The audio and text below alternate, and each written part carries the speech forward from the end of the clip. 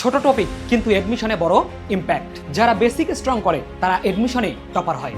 পানির মধ্যেও কেমিস্ট্রি আছে, তোমার মাঝেও ট্যালেন্ট আছে। একটা সূত্রই বাড়িয়ে দিতে পারে তোমার confidence. Second time doesn't mean second choice. আসসালামু আলাইকুম প্রিয় শিক্ষার্থীরা, তোমরা ইতিমধ্যে আমার কথাগুলো শুনে হয়তোবা বুঝতে পারছো যে আজকে আমরা কথা বলবো পানির আয়নিক গুণফল নিয়ে। এবং এই পানির আয়নিক গুণফল টপিকটা ছোট বলে মনে হলেও কিন্তু এখান থেকে বারংবার তোমাদের বিশ্ববিদ্যালয় ভর্তি পরীক্ষায় কোশ্চেন কিন্তু চলে আসে। সেকেন্ড টাইম বিশ্ববিদ্যালয়ের ক্ষেত্রে এই টপিকটা থেকে অনেকবার কোশ্চেন চলে আসছে বিভিন্ন বিশ্ববিদ্যালয় ভর্তি পরীক্ষায়। তাই এই টপিকটা তোমার জানা খুবই জরুরি এবং এটার ইলাবোরেট আলোচনা তুমি যদি জানতে পারো তাহলে খুব সহজেই তুমি তোমার বিশ্ববিদ্যালয় ভর্তি পরীক্ষায় খুব সহজে ক্র্যাক করতে পারবে। চলো কথা না বাড়িয়ে আমরা দেখে ফেলি এই কোশ্চেনটা কি অবস্থায় আছে বা এটা কোন জায়গায় চলে এসেছিল। এটা রাজশাহী বিশ্ববিদ্যালয় 23-24 সেশনে চলে এসেছে এবং শুধুমাত্র রাজশাহী বিশ্ববিদ্যালয় না, এই কোশ্চেনটা অনেক জায়গায় ইতিমধ্যে চলে আসছিল। সো এই কোশ্চেনটা আমাদেরকে কি বলেছে সেই বিষয়টা আমরা সর্বপ্রথম লক্ষ্য করব এবং এটার বেসিক পার্টও আমরা আলোচনা করে ফেলবো। সেটা বলছে পানির আয়নিক গুণফল, যেটাকে আমরা KW দ্বারা প্রকাশ করি, এর সম্পর্কিত কোনটি সঠিক আমাদেরকে বলেছে। এখন পানি যে রয়েছে, এই কোলরাস বিজ্ঞানী যে আছে এনারা বেসিক্যালি কি করেছিল, এইখানের মধ্যে আমাদের পানির আয়নিক গুণফল নিয়ে হচ্ছে আলোচনা করেছিল। এখন এই পানির আয়নিক গুণফল যে রয়েছে, এই পানির আয়নিক গুণফলটা আসলে কিভাবে আসলো, বা পানি হচ্ছে একটা মৃদু তড়িৎ বিশ্লেষ্য, সেটা নিয়ে যদি আমরা একটু লক্ষ্য করি, পানিকে বিয়োজিত করলে আমাদের বেসিক্যালি উৎপন্ন হয় থেকে হাইড্রোজেন আয়ন ও হাইড্রোক্সিল আয়ন উৎপন্ন হয় থেকে। এখন এখান থেকে ইনিশিয়াল স্টেজে অর্থাৎ স্টার্টিং পয়েন্টে যদি আমরা লক্ষ্য করি, স্টার্টিং পয়েন্টে এটার যদি ঘনমাত্রা হয় থেকে 1, এটার হয় থেকে 0, এটার থেকে হয় থেকে 0। কারণ ইনিশিয়াল স্টেজে আমাদের কোনোভাবে উৎপাদের ঘনমাত্রা উৎপন্ন হতে পারে না। যখন ইকুইলিব্রিয়াম বা সাম্য অবস্থায় চলে যায় তখন বেসিক্যালি এখান থেকে হচ্ছে x মোল যদি আমাদের অপসারিত হয় থাকে তাহলে এখানে উৎপন্ন হয় থেকে x মোল, এখানে উৎপন্ন হয় থেকে x মোল। এবং আমরা আরেকটা বিষয় জানি যে পানি যে রয়েছে, পানির সাথে যদি আমরা হাইড্রোজেন আয়ন যোগ করে থাকি তাহলে সেখান থেকে আমাদের উৎপন্ন হয় থেকে হাইড্রোনিয়াম আয়ন। এখন এইখানে কথা হচ্ছে এই পানির আয়নিক গুণফলটা আসলে কি বোঝায়। আমরা জানি যে যখন সাম্য ধ্রুবকের বিষয় চলে আসে তখন আমরা জানি উৎপাদের ঘনমাত্রা এবং হচ্ছে বিক্রিয়কের ঘনমাত্রার রেশিওকে আমাদের কি বলা হয় থাকে, আমাদের বলা হয় থাকে তার সাম্য ধ্রুবক। অর্থাৎ পানির আয়নিক গুণফলের ক্ষেত্রে আমরা দেখতেছি হাইড্রোজেন আয়ন এবং হাইড্রোক্সিল আয়ন এবং পানি যে আছে এদের জাস্ট কি হবে, রেশিও অর্থাৎ ঘনমাত্রার রেশিওগুলো নিতে পারলে আমরা খুব সহজে এখান থেকে এটা আনসার করতে পারবো। কিন্তু এখান থেকে ঘটনা হচ্ছে যে এইখানের মধ্যে যদি আমরা এই যে ইকুয়েশন এবং এখান থেকে এই ইকুয়েশনটা যদি আমরা দেখি তাহলে এখান থেকে আমাদের খুব সহজে আমরা হচ্ছে পানির আয়নিক গুণফল সম্পর্কে আরেকটা আইডিয়া করতে পারি। সেটা হচ্ছে এইখানের মধ্যে এই দিকের পোর্শন এবং এই দিকের পোর্শনের মধ্যে হাইড্রোজেন আমাদের ওমিট হয়ে যাচ্ছে। এখান থেকে থাকতেছে 2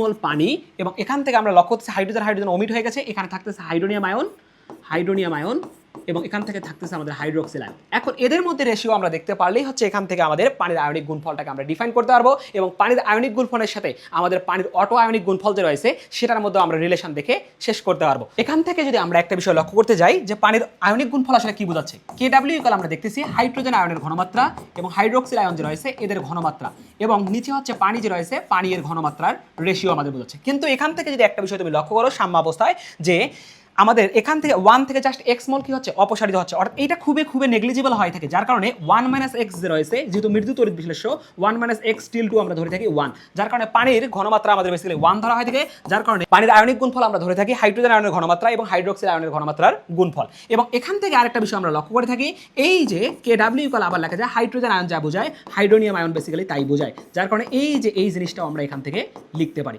এখন পানির আয়নিক গুণফলের পার্টটা আমরা ইতিমধ্যে ক্লিয়ার করে ফেলেছি, কিন্তু এখান থেকে পানির অটো আয়নিক গুণফল যে রয়েছে সেই বিষয়টা আমরা একটুখানি লক্ষ্য করতে চাই। তাহলে এখান থেকে একটা বিষয় দেখো যে পানির অটো আয়নিক গুণফলটা আসলে কিরকম হবে। পানির অটো আয়নিক গুণফলটা বেসিক্যালি এইটা ইকুয়েশন এবং এইটা ইকুয়েশনের মধ্যে যখন রিলেশন করা হয় থাকে তখন আমরা এখান থেকে বেসিক্যালি পেয়ে থাকি এই যে আমাদের 3 নাম্বার যে ইকুয়েশনটা আছে এই ইকুয়েশনটা পেয়ে থাকি। তখন এখান থেকে আমরা যদি দেখি পানির সাম্য ধ্রুবক যে আছে এখান থেকে আমরা বলতে পারি, অর্থাৎ KD পানির অটো আয়নিক গুণফল KD যে আছে এটা থেকে আমরা লক্ষ্য করতে পারবো হাইড্রোনিয়াম আয়নের ঘনমাত্রা H3O+ এবং হাইড্রোক্সিল আয়ন যে রয়েছে এদের ঘনমাত্রার গুণফল।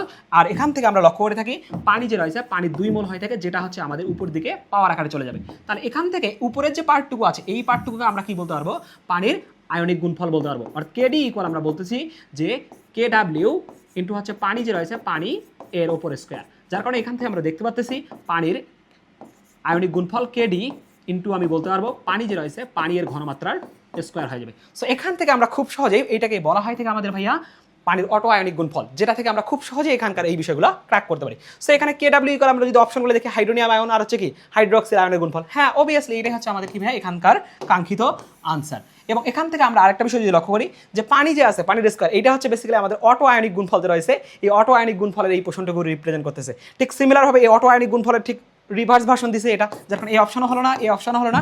এবং অটো আয়নিক গুণফলের ক্ষেত্রে বেসিক্যালি আমাদের এই ইকুয়েশনটাকে দাঁড় করাই দিয়েছে, যার কারণে এই অপশনটা আমাদের হবে না। দেখো আমরা কত সহজে পানির আয়নিক গুণফলের ছোট্ট একটা কনসেপ্ট বাট খুব সহজে আমরা কি করলাম, ক্র্যাক করে ফেললাম। সো এই ভর্তি পরীক্ষার জার্নির ক্ষেত্রে তোমাদের বেসিককে স্ট্রং করতে হবে এবং তোমরা আগের বার যে ভুলগুলো করেছিলে এডমিশন টেস্টে, সেই ভুলগুলোকে ওভারকাম করে তোমাকে বেসিক্যালি এবার তোমাকে রাজকীয় প্রত্যাবর্তন দিতে হবে। তাহলেই তুমি তোমার পাবলিক বিশ্ববিদ্যালয়ে একটি সিট নিশ্চিত করতে পারবা। এবং তোমাদের পাবলিক বিশ্ববিদ্যালয়ের সিট নিশ্চিত করার জন্য তোমাদের কয়েকটা বিষয় খুবই ভালোভাবে বোঝা দরকার। সেটা হচ্ছে নিজের সেলফ কনফিডেন্স রাখা এবং নিজেকে পরিশ্রমী করে তোলা এবং নিজের সৎ সাহস রেখে তোমার কোন কোন টপিক থেকে তোমাদের ভর্তি পরীক্ষার ক্ষেত্রে কোশ্চেনগুলো আসে সেগুলো বিষয়ে আমাকে অবগত হবে। তাহলে খুব সহজেই তুমি তোমার পাবলিক বিশ্ববিদ্যালয়ের সিটটি নিশ্চিত করতে পারবা। এই সেকেন্ড টাইম যাত্রার তোমাদের সহজ করার প্রয়াসে আমরা সেকেন্ড টাইম অপটিমিস্টিক ব্যাচ নিয়ে এসেছি তোমাদের জন্য, যেখানে ফিজিক্স, কেমিস্ট্রি, ম্যাথ, বায়োলজি প্রত্যেকটা সাবজেক্টের জন্য আমাদের ডেডিকেটেডলি থাকবে 30টি করে লাইভ ক্লাস। এবং এই ক্লাসগুলো এতটাই ভেঙে ভেঙে নেওয়া হবে যাতে তোমাদের বেসিক এ থেকে অ্যাডভান্স লেভেল, অর্থাৎ যেভাবেই কোশ্চেন আসুক না কেন,